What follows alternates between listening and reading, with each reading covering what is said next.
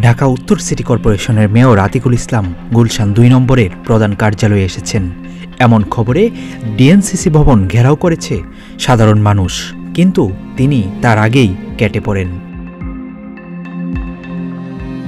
এমন একটি CCTV footage গণমাধ্যমের হাতে এসেছে, যেখানে দেখা যায় ঘেরাওয়ের তথ্য পেয়ে গোপনে পালিয়ে যাচ্ছেন।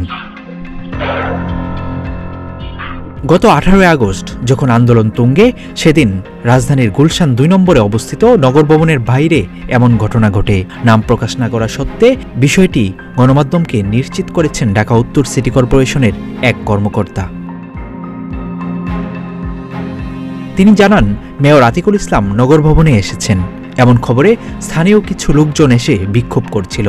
মূলত তারা মেয়রের অপসারণের দাবিতে সেখানে একত্রিত হয়।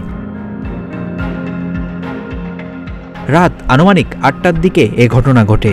মেয়র চলে যাওয়ার পর শান্ত হয় বিক্ষোভকারীরা।